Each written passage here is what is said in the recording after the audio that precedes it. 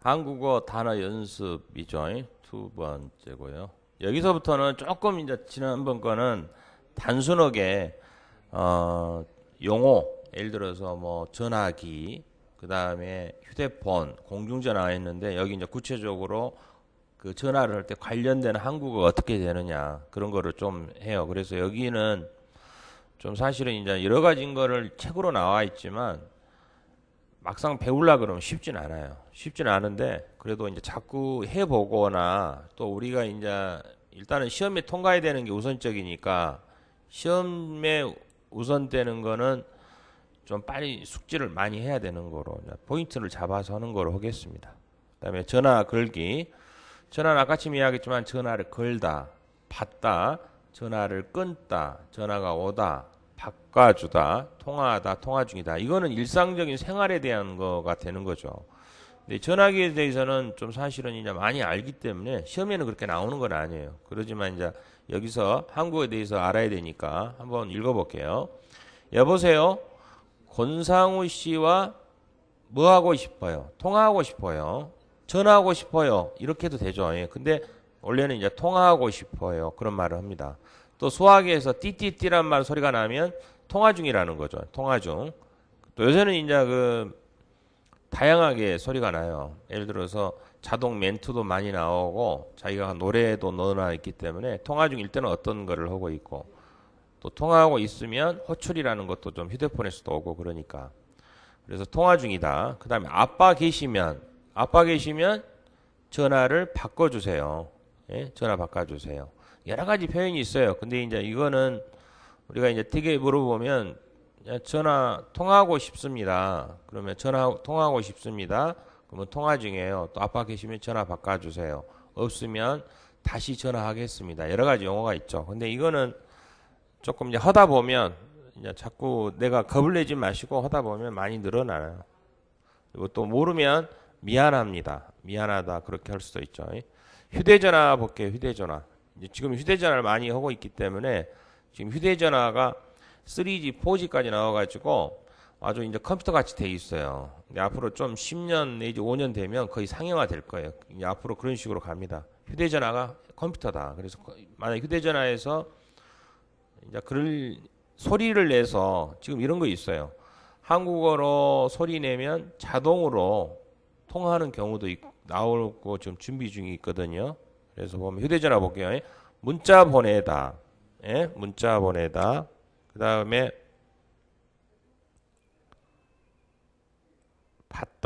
받다. 음성 메시지를 남기다. 또 전화기를 켜다, 끄다. 전화기가 꺼져 있다. 배터리가 나가다. 벨소리, 진동이 있어요. 문자 보낼 줄 알아요? 혹시?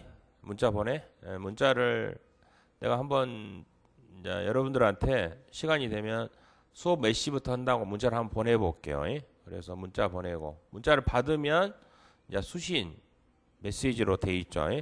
그다음에 이제 또 요새는 이제 휴대폰에서 문자를 많이 하는데 옛날에는 음성 메시지 남기라는 경우가 있어요. 말을 급하는 경우는 음성 메시지. 또 이런 경우 있겠죠. 급하는 경우도 있지만 남자 여자가 서로 간에 데이트할 때는 문자 메시지보다는 목소리 남기고 싶어하는 경우 있잖아요. 이제 그런 거 또 이제 생각을 해보면 되겠죠.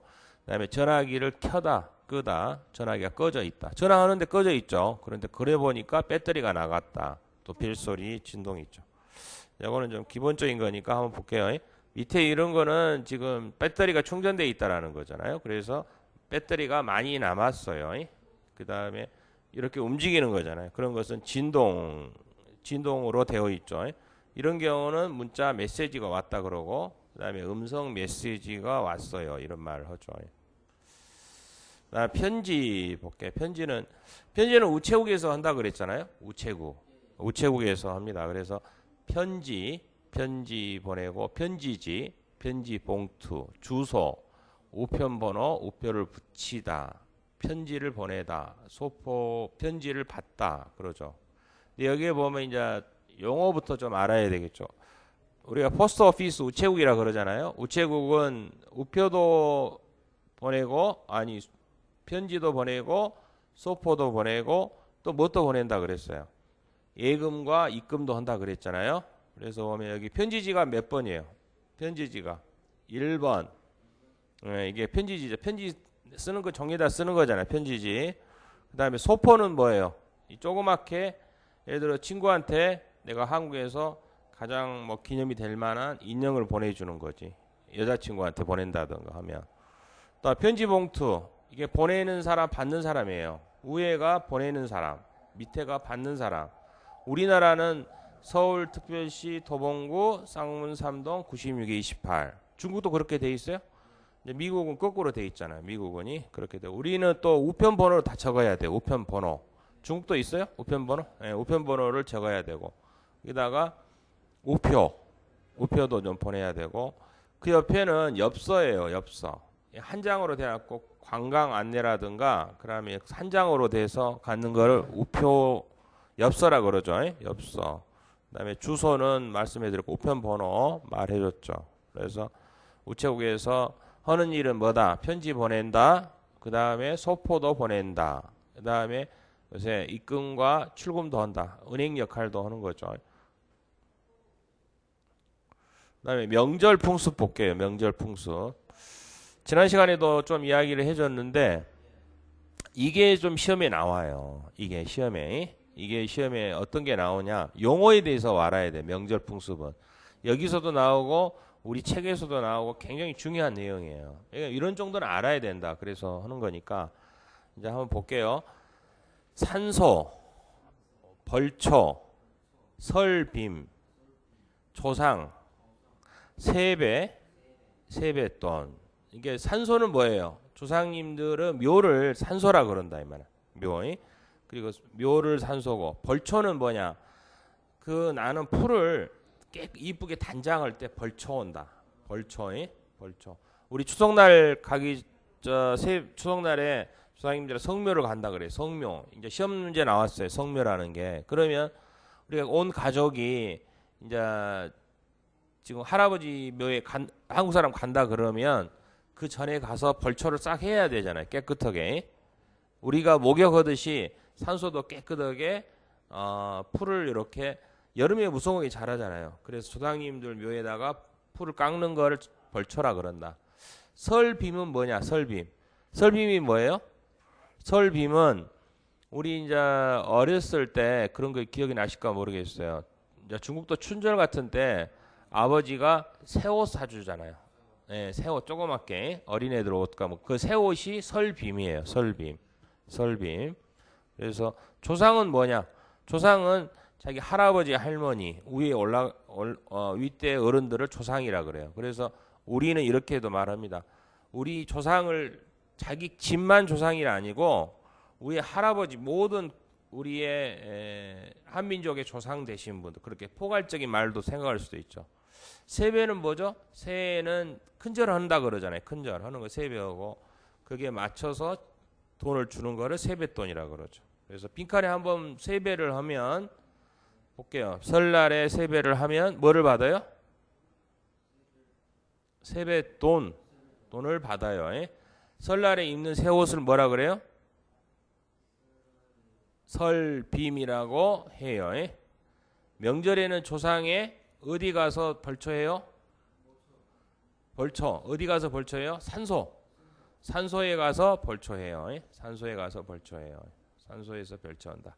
다시 한번 성묘는 뭐라 그래요? 조상님들한테 가서 하는 것 자체를 모두 절하는 거를 성묘라 그러고 이 조상님들은 묘를 산소라 그러고 풀을 깎는 거를 벌초라 그러고 그 다음에 이런 것들을 하는 거를 망라해서 뭐라고? 성묘 간다.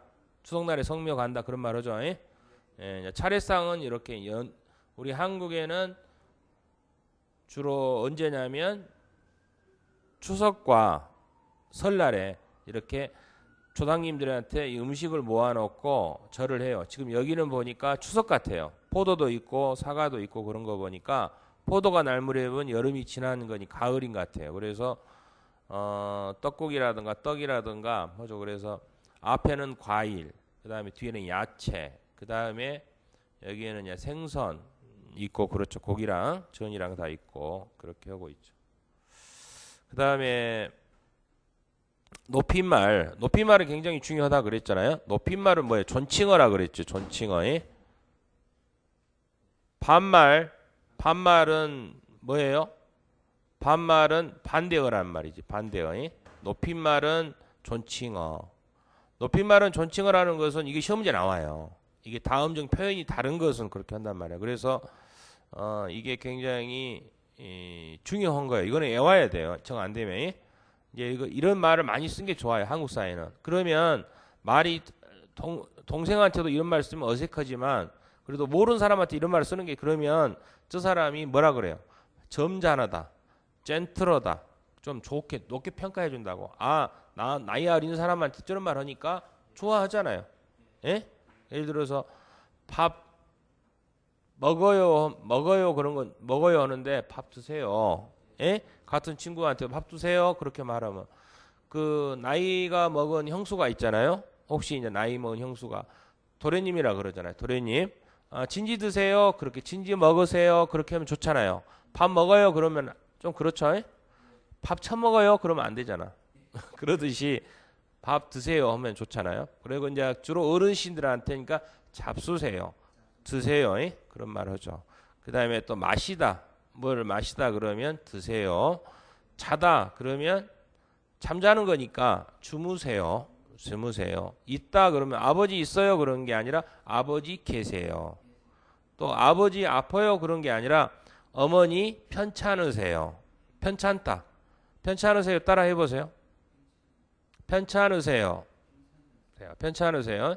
아버지 아니 할아버지 죽었어요. 죽으셨어요. 그러면은 돌아가셨어요. 할아버지 돌아가셨어요. 그 다음에 할아버지 말해요가 아니라 할아버지 말씀하세요. 이런 표현을 하죠. 예? 이거 다는 숙지를 하셔야 돼요. 해야 됩니다. 그 다음에 친구들한테 뭐 줘요. 근데 선생님한테는 뭐 드려요. 예? 선생님 아버지 아버지한테 사과 줘요가 아니라 사과 드려요. 예, 사과 드려요. 그 다음에 친구에게 물어요. 그러는데 선생님한테는 여쭤요. 여쭤보다 그래요. 여쭤보다. 나이 드신 분한테 여쭤보고 제가 우리 선생님 그다음에 우리 어르신 좀 뭐 한 가지 여쭤보겠습니다. 할아버지 좀 나이 드신 분한테 좀 한 가지만 여쭤보겠습니다. 그러면 말을 좀 그러면 친절하게 알려준다 그런 사람들이. 뭘 물어본다고 한 가지 물어볼게요. 그거보다는 한 가지 여쭤볼게요. 예를 들어서 이런 거 있어요. 출입국 관리국에 가신 분도 공무원들한테 한 가지 여쭤볼게요. 이렇게 말하는 거하고 한 가지 물어볼게요. 그런 거하고 대답이 달라요. 대답이. 예? 그러니까 여쭤요. 또 친구를 데리고 가요도 있지만 할머니를 모시고 가요. 모시고 가요. 또 친구를 만나요가 아니라 할머니를 뵈요. 이런 말을 한다 이 말이에요. 그 다음에 밥은 뭐예요? 밥은 진지라 그래. 진지. 나이는 뭐예요? 나이 연세가 어떻게 되십니까? 이름은 성함은 어떻게 되십니까? 또 할머니 집이라는 게 아니라 할머니 댁이란 말을 써요. 댁. 또 생일이 아니고 생신. 또 말이 아니고 말씀. 이가 아니고 치아. 좀 이런 것도 좀 존칭어예요. 한번 따라서 해볼게요. 잡수세요. 드세요. 드세요. 주무세요. 계세요. 편찮으세요. 돌아가셨어요.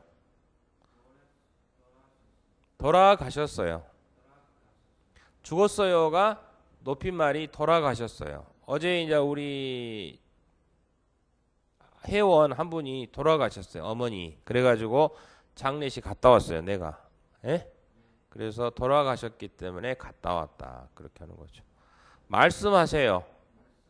말해요가 아니라 말씀하세요. 또 친구에게 선생님께 드려요. 또 묻다가 아니라 선생님께 여쭤요. 할머니를 모시고 가요. 또 할머니를 뵈요. 그런 말하고 진지 또 나이를 연세 이름을 성함 집을 댁 할머니 댁 할머니 생신 할머니 생신, 할머니 말씀, 할머니 치아 이렇게 하는 거죠. 그럼 문장을 바르게 고쳐봅시다. 할아버지께서 밥을 드세요. 고치려면 진지를 드세요. 한번 따라서 해보세요. 할아버지께서 진지를 드세요. 나는 오늘 너무 편찮아요. 나한테는 말하는 거니까 나는 어떻게 해야 돼? 나는 오늘 너무 아파요. 예?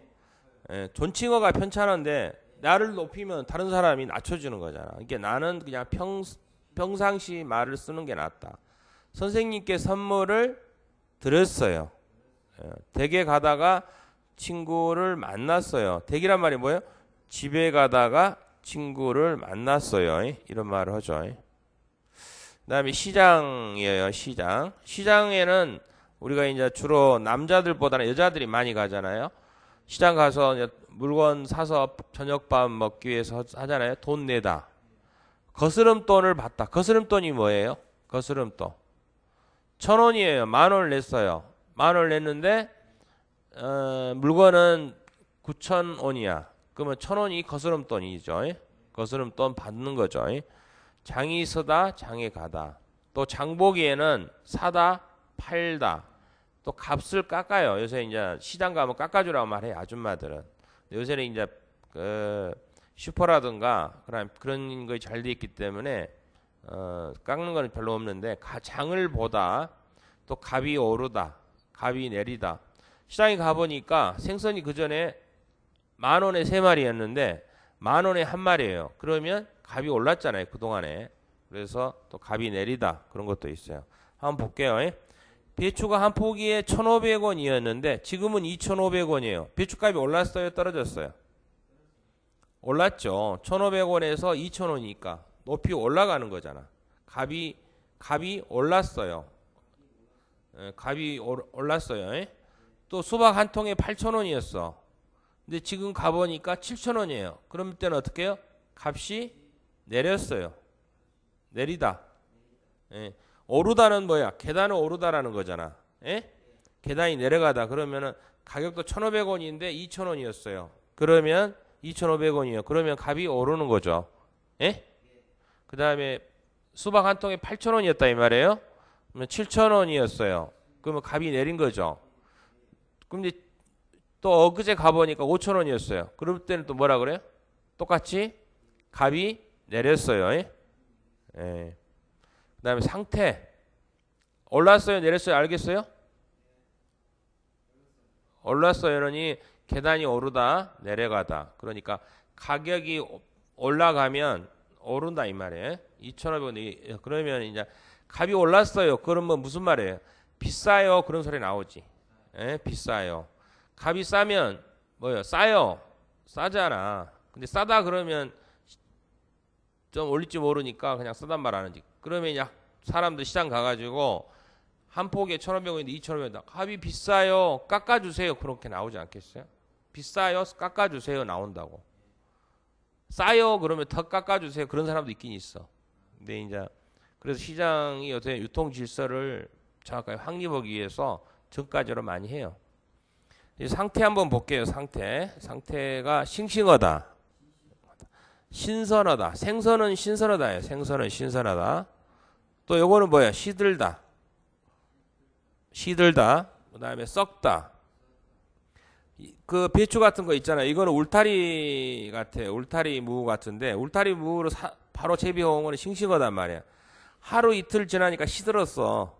한 달 지나니까 썩어버렸잖아. 썩은 거는 먹으면 안 되죠. 시들은 거는 좀 싸겠죠. 그러나 신선한 거는 먹겠죠.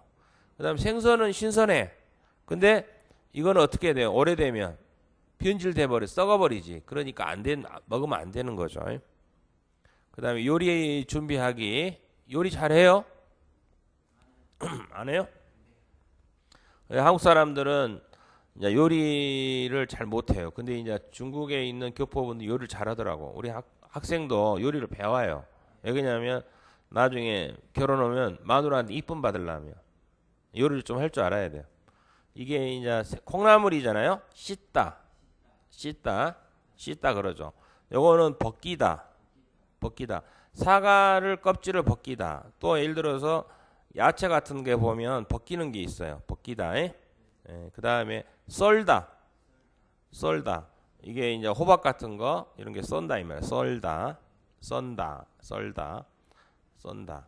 다듬다. 다듬다는 뭐예요? 다듬다. 다듬다는 그 좋은 거는 놔두고 안 좋은 거는 좀 뜯어내는 걸 다듬는다. 예? 다지다. 다지다라는 것은 그리고 이제 우리 주로 칼이 있죠. 칼 뒤에 있으면 지금 이제 그런 거 많이 나오는데 마늘 같은 거 뒤에 넣어서 찧어요. 다지다. 다지다 그런 말하고. 채 썰다. 채로 가늘게 써는 걸 채 썰다 이 말이야. 이런 거는 지금 당근인데 무를 가늘게 썰어서 하는 걸 뭐 채지 이렇게 합니다. 채지. 그래서 칼로 막 썰면은 채지. 그래서 가을에 또 많이 먹죠. 또 요리를 준비하는 거예요. 그러니까 다시 한번 씻다, 벗기다, 썰다, 다듬다, 다지다, 채 썰다. 예? 그다음에 요리하기는 뭐예요? 볶다. 뭐를 볶아요? 예? 야채를 볶다. 또 계란을 삶다. 삶는다. 삶다. 계란 삶다 그런 말 하죠. 또 찌다. 찌다. 뭐 이런 거 있어요. 중국에는 이제 그 만두 같은 거 많이 먹잖아요. 만두 해놓고 그 물에다가 찌다. 쪄가지고 만두 찐다 그러잖아요. 찐 만두 그런 거죠. 데치다. 데치다가 뭐예요? 데치다는 좀 이거 데치다인데 이거 데치다는 살짝 그 오랫동안 야채를 끓이면 너무 느글느글하니까 살짝만 따뜻한 물에 해가지고 빼는 거를 데치다 이런 말하죠. 무치다는 어머니가 이제 시금치 알아요? 시금치 보면은 이제 거기에 뭐 양념을 좀 넣어요. 참기름 같은 거 넣어서 그거를 버무리는 거를 무치다. 튀기다는 알겠죠? 생선 튀김이 또 치킨 튀기다. 한번 따라서 해볼게. 볶다, 삶다, 찌다, 데치다, 무치다, 튀기다. 요리를 잘하라 그랬죠? 한국 살면서. 그럼 이거 한번 풀어볼게요. 만두는 어떻게 해야 돼요? 만두는 찌다.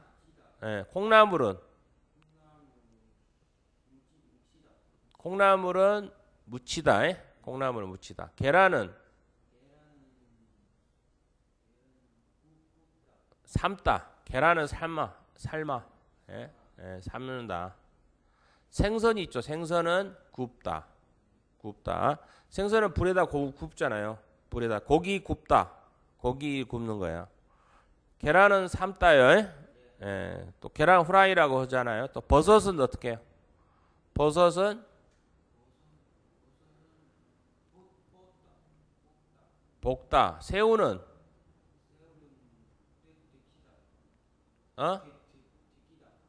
데끼다? 튀기다. 새우 튀기다 말이야. 튀김. 생선 튀김. 그 새우 있잖아요. 새우 해가지고 새우 튀김 묻혀가지고 튀길 수도 있겠죠. 근데 찔 수도 있어요. 새우를 또 쪄 먹는 경우도 있어. 그냥 쪄서 이렇게 먹는 경우도 있지만 새우 튀김도 있어요. 튀김이. 예. 한 번 더 해봐요. 만두는 뭐라고? 콩나물은 무치다. 계란은 삶다. 버섯은 볶다. 볶다. 그 다음에 새우는 튀기다. 생선은 굽다. 좀 여자들만 하는 건데 이건 시험 문제는 안 나올 거예요. 그러지만 생활하는데 알아야 되니까. 설거지 알죠? 설거지. 밥 먹고 나면은 엄마가 힘드니까 설거지 하죠? 해요, 안 해요?